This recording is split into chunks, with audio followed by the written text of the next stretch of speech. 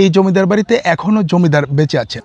আমরা আসলে আসি দেখতে পুরাতন জমিদাররা কেমন থাকতো, তাদের পরিবেশ কেমন, এটা দেখার জন্য। আর কেউ আমাদের বাসায় আসলে, আমার দিদি আসছেন, তাকে বেড়াতে নিয়ে আসি।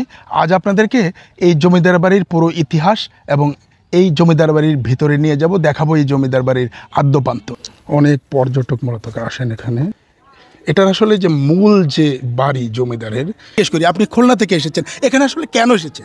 এখানে আসার উদ্দেশ্য হচ্ছে প্রাচীন যে ঐতিহ্য আমাদের, যেরকম আমার বাড়ি খুলনা দক্ষিণডি, রবীন্দ্রনাথ ঠাকুরের শ্বশুর বাড়ির পাশেই আমার বাড়ি। এটা কিন্তু একটা ঐতিহ্য। আমি দেখছি ওখানে বিভিন্ন জায়গা থেকে লোকজন আসে। আমার তখন মনে হয় যে আমার গ্রামে বিভিন্ন জায়গার থেকে যখন লোকজন আসে, আর একটা জায়গায় সেখানে না মানুষ কি ওই অবস্থায় আছে। ওই ৭১ সময় কিন্তু আসলে ওই পাক বাহিনীদের মাধ্যমে হয় এবং অনেক ক্ষয়ক্ষতি, অনেক স্বর্ণালঙ্কার নষ্ট করা, এবং অনেক দামি কিছু মূল্যবান পাথরের তৈরি কিছু আপনার কেবল মূর্তি ছিল, সেগুলো কিন্তু ভাঙচুর করা হয়। এই যে জমিদার বাড়িটি, এটা আসলে কিশোরগঞ্জ জেলায়, এবং আমাদের এই স্পাইস 24 চ্যানেলটা সাবস্ক্রাইব করে দিবেন। এটি একটি জমিদার বাড়ি। আমরা এই জমিদার বাড়ির ঠিক সামনে দাঁড়িয়ে আছি। আজ আপনাদেরকে এই জমিদার বাড়ির পুরো ইতিহাস এবং এই জমিদার বাড়ির ভিতরে নিয়ে যাব, দেখাবো এই জমিদার বাড়ির আদ্যপান্ত। আসলে এই জমিদার বাড়িতে এখনও জমিদার বেঁচে আছেন। আমার সাথে রয়েছেন রোমান চক্রবর্তী। এটি জমিদার বাড়ির মূল ফটক, এবং মূল ফটকের সামনে আপনি দেখছেন ওই যে বিভিন্ন গাড়িতে পর্যটকরা এসেছেন। এখানে পর্যটকরা আসেন এবং ঘোরেন, এই জমিদার বাড়ির ইতিহাস জানেন।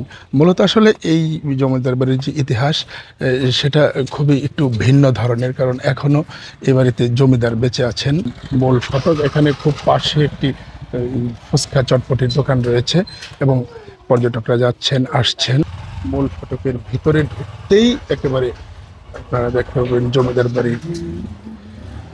আমরা যাচ্ছি জমিদার বাড়ির দিকে। যারা জমিদার ছিলেন তারা এই আশেপাশের এলাকার যে খাজনা আদায় করতেন, এবং তাদের অনেক সম্পদ ছিল। এই যে সম্পদ ছিল, তারা জমিদার ছিলেন, এই বিষয়টি বর্তমান যুগে যারা আছেন এই প্রজন্মের, তারা এটা জানতে আসেন, তারা জানার জন্য এখানে আসেন। এই বাড়িতে আসলে এই ঢোকার সময় কেমন যেন একটা জমিদারি ভাব চলে আসে আপনার মধ্যে। এই যে জমিদার বাড়িটি দেখা যাচ্ছে, আমরা খুব কাছাকাছি যাব। অনেক পর্যটক মূলত আসেন এখানে, এবং পর্যটকরা এই বাড়ির যে ইতিহাস ঐতিহ্য সেটা জানার জন্য আসেন। পাশাপাশি এই বাড়িটি আসলে ওই জমিদার আমলে নির্মিত, এবং এর যে নির্মাণ শৈলী, সেই নির্মাণ শৈলীটাও তারা দেখেন। অনেক পর্যটক আসেন এবং এটা সারা বছর প্রতিদিনই আসেন। এই বাড়িটি আসলে মানে একটু ভিন্ন আদলে করা, বর্তমান যুগের যে স্থাপনা রয়েছে এই স্থাপনার চেয়ে একটু আলাদা।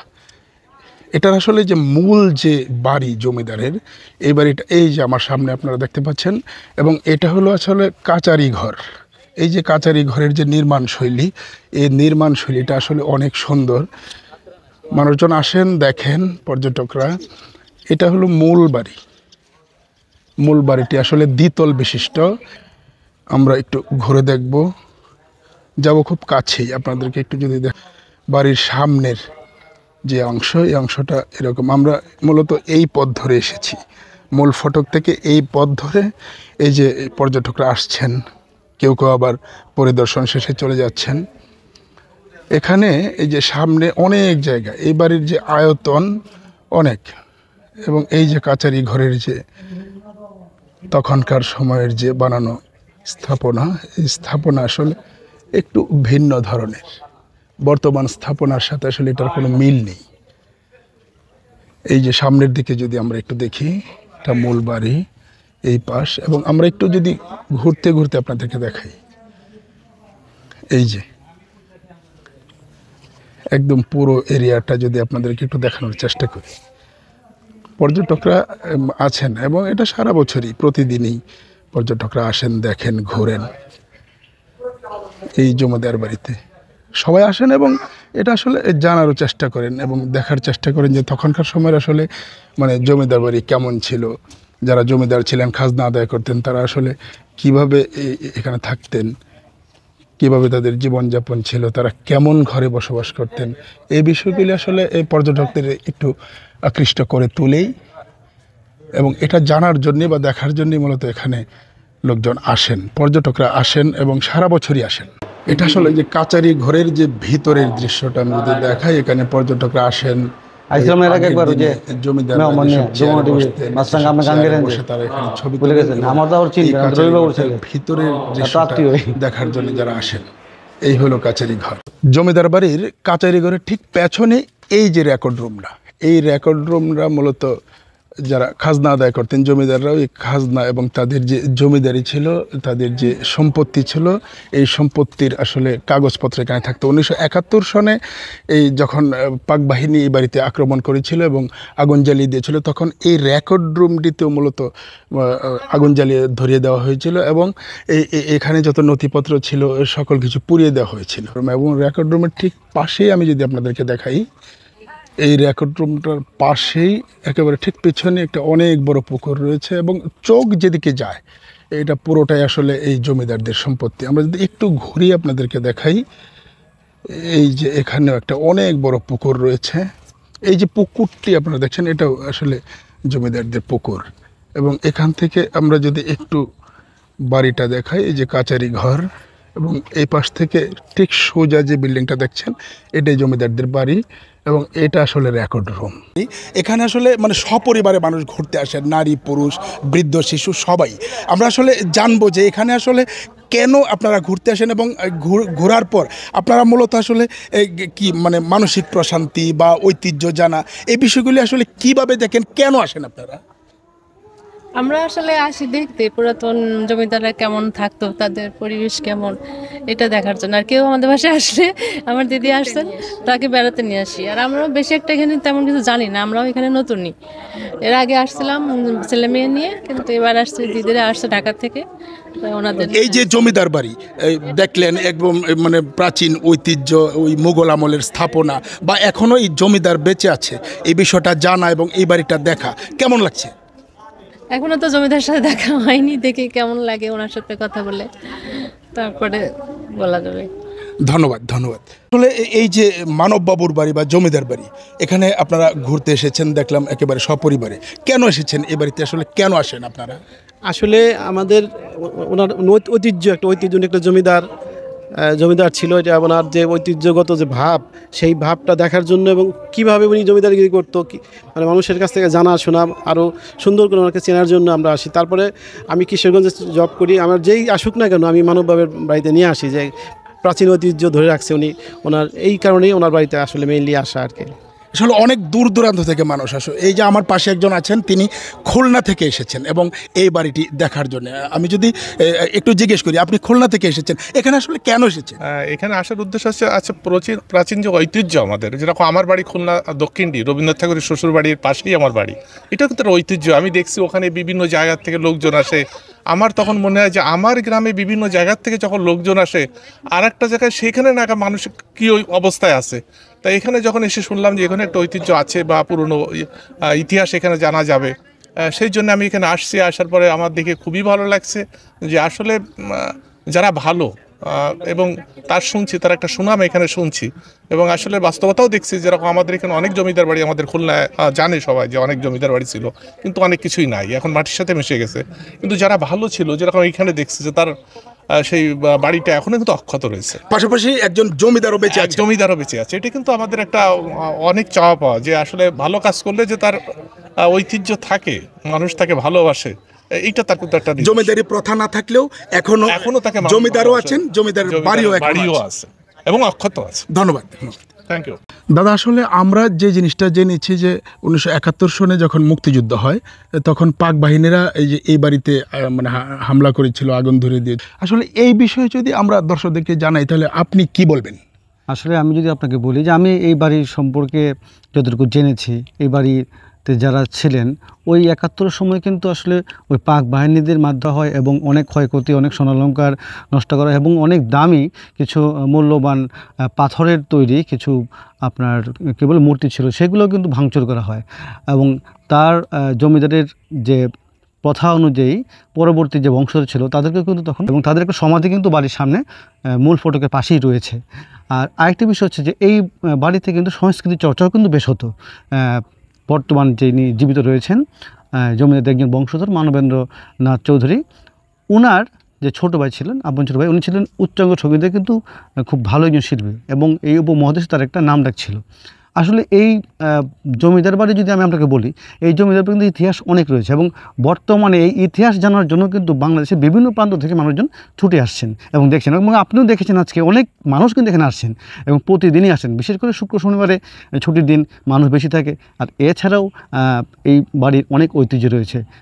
সবাই চাচ্ছেন যে এই বাড়িটিকে যেন সংরক্ষণ করা হয় এবং ভবিষ্যতে কী হবে সেটা পরের বিষয়, কিন্তু এখন পর্যন্ত জমিদার যেহেতু বেঁচে রয়েছেন তারা এটাকে সংরক্ষণ করছেন এবং মানুষের মনোমুগ্ধ যে বোঝানোর জন্য সেই রূপটাও কিন্তু তারা ধরে রেখেছেন।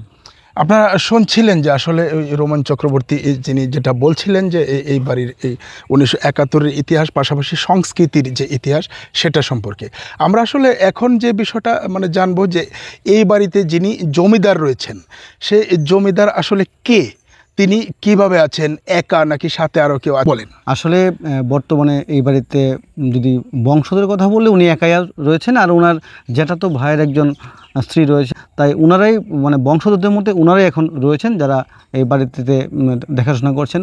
আর ওনার যে আত্মীয় স্বজন যারা রয়েছেন তাদের সকলেই কিন্তু ভারতে রয়েছেন। আর আমি যতটুকু জেনেছি যে এই বাড়িটি পরিচর্যা করার জন্য বেশ কিছু কেয়ারটেকার রয়েছে এবং তার কিছু ব্যবসা বাণিজ্য রয়েছে, তার মধ্যে ফিশারি একটি উল্লেখযোগ্য, এবং মানববাবুর এই ফিশারির কথাও কিন্তু সারা বাংলাদেশে বেশ উল্লেখযোগ্য একটা বিষয়। এখানে কি আসলে এই মানববাবু একাই থাকেন? মানববাবু এবং তার সঙ্গে তার জ্যাঠাতো ভাইয়ের যে স্ত্রী উনি রয়েছেন। মানববাবুর স্ত্রী সন্তান তারা কেউ নেই, কারণ তারা বেশ কয়েক বছর আগেই তারা পরলোক গমন করেছেন। এবং আমি শুনেছি যে মানববাবুর আসলে কোনো মানে সন্তান নেই। না, উনি নিঃসন্তান, এবং উনি না শুধু ওনার তো দুই ভাই, ওনার দুই ভাইয়ের কারোই কোনো সন্তান নেই, তারা দুজনেই ছিলেন নিঃসন্তান।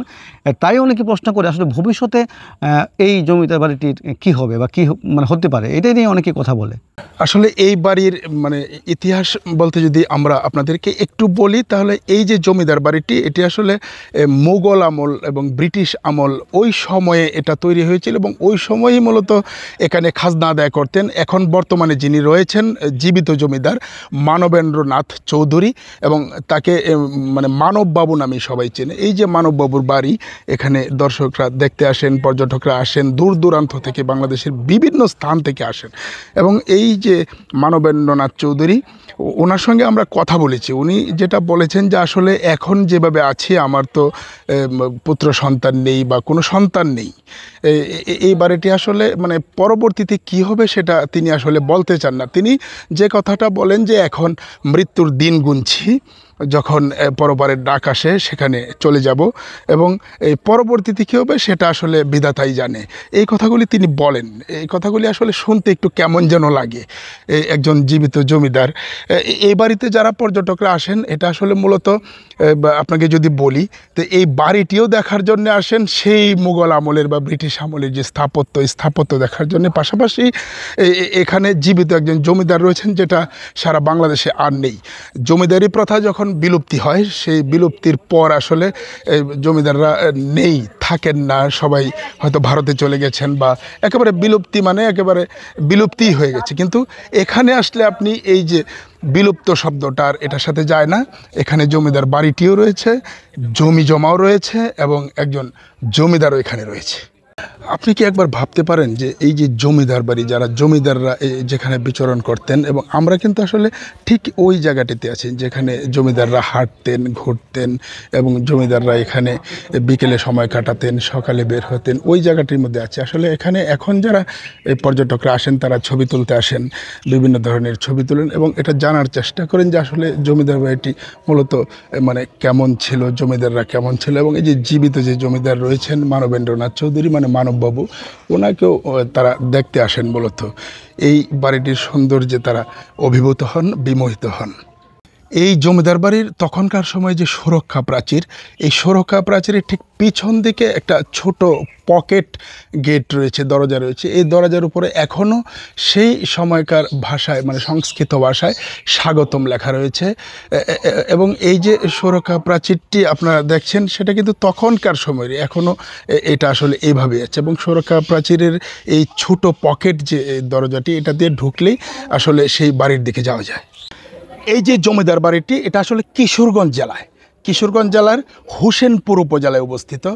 আপনারা যারা ঘুরতে আসবেন বা যারা এই মানববাবুর বাড়ি দেখতে আসবেন বা এই জমিদার বাড়িটি দেখতে আসবেন, একেবারে কিশোরগঞ্জ জেলা শহরের গাইটাল বাস স্ট্যান্ড যদি আসেন বাসে, কিংবা আপনারা যদি সড়ক পথে আসেন কিশোরগঞ্জ জেলা শহরে এসে এখান থেকে আসলে খুব মানে 15 কিলোমিটারের মতো আপনারা এই বাড়িতে চলে আসবেন। এবং আমি আপনাকে যদি বলি যে আসলে এই বাড়ির যে কথা, মানববাবুর বাড়ি বা গাঙ্গাটিয়া জমিদার বাড়ি যদি আপনারা বলেন, তাহলে একেবারে মানে যে কেউ আপনি এই ব্যাটারি চালিত রিক্সা বলেন বা আপনারা এমনিতে শুধু প্যাডেল রিক্সা বলেন বা যানবাহনের যারা মানে এই চালক থাকে তাদেরকে বললেই আপনাদেরকে একেবারে সরাসরি এখানে নিয়ে আসবে। কারণ এই বাড়ির যে মানে আপনার স্মৃতি কথা, এই বাড়ির যে ইতিহাস, এটা শুধু আসলে একেবারে শুধু যারা একটু ভালো জানাশোনা লোকজন বা যারা একটু উচ্চশিক্ষিত লোকজন তারা নয়, একেবারে যারা খেটে খাওয়া মানুষ তারাও এই মানববাবুর বাড়ি চিনেন। কারণ মানববাবুর বাড়িটা আসলে একেবারে মুখে মুখে মানে মানে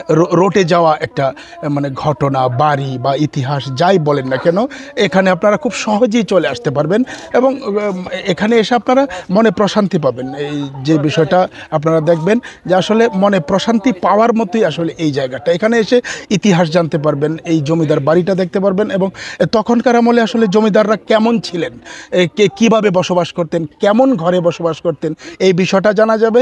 এবং এখানের আশেপাশের মানুষজনকে জিজ্ঞেস করলে আপনাদেরকে এটার ইতিহাসটাও তুলে ধরবেন আমি আশা করি, এবং তুলে ধরেন। এখানকার মানুষজনও খুব ভালো। পাশাপাশি আপনারা জানতে পারবেন যে আসলে এই মানে জমিদাররা মানে কিভাবে থাকতেন এবং এখনও বেঁচে আছেন যে জমিদার মানববাবু, সেই মানববাবুর সাথে আপনারা দেখা করতে পারবেন।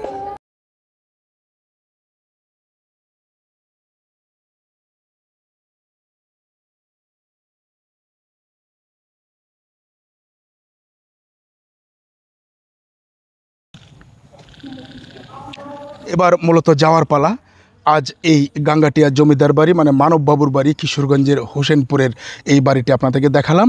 আবার কোনো এক ভিডিওতে দেখা হবে আপনাদের সঙ্গে এরকম প্রাচীন ঐতিহ্য নিয়ে এবং এই প্রাচীন স্থাপত্য নিদর্শন নিয়ে এবং ইতিহাস নিয়ে। সে পর্যন্ত ভালো থাকবে এবং আমাদের এই স্পাইস 24 চ্যানেলটা সাবস্ক্রাইব করে দিবেন।